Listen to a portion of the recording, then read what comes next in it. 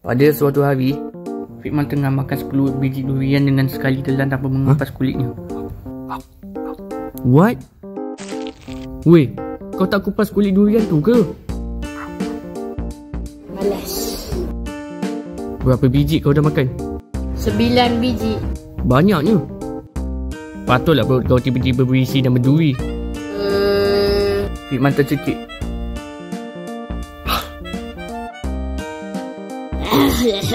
Itulah, tak kupas lagi. Lepas tu saya bagi Fikman air masak untuk minum. Jap, kau nak bagi air? Tak apa, aku boleh ambilkan air tu sendiri. Nah.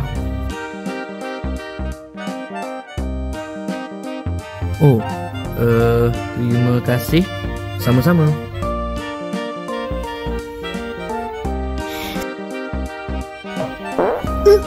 Aku pergi tandas dulu lah. Okey.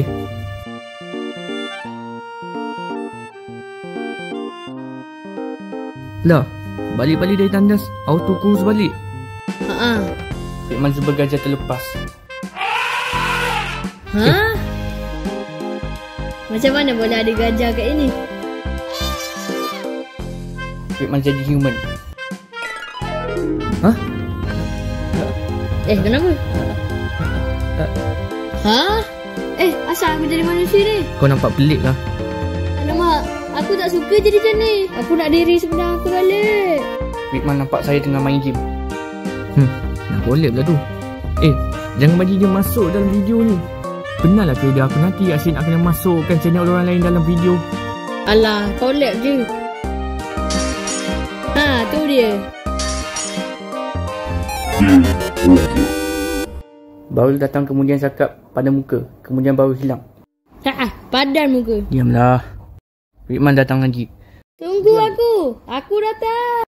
Buang terbiat ke? Ayam ternampak Fikman menari red dance dan Ayam sambil memakan popcorn dengan memakai cermin mata hitam. Cuba tengok aku buat red dance.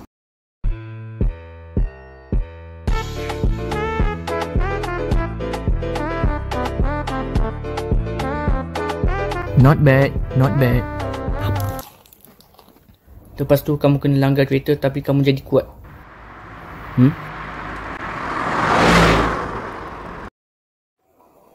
Kereta?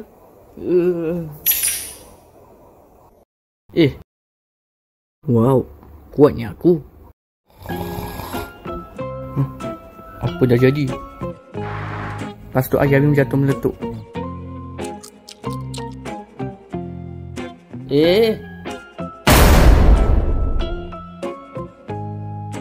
Macam mana boleh meletup? Aku jatuh je.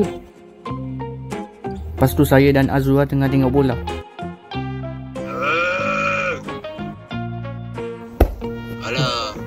Aduh. Saya datang dan bagi 100,000 sub play button dekat awak dan Iris. Jap. Kau nak collab kan? Boleh. Tapi kau kena share video aku ke seluruh dunia. Lepas tu kau kena reaction semua video aku. Wah, melampau tu. Alah, gurau je.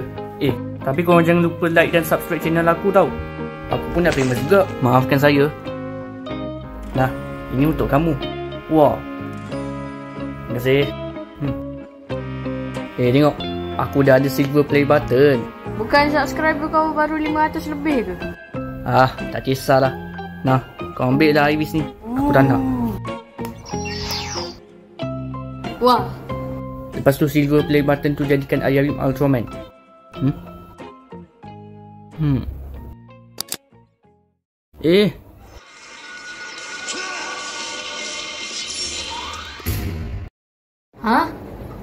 Lepas tu Ayam Ultraman lawan dengan raksasa dan raksasa tu takut nak lawan dengan Ultraman.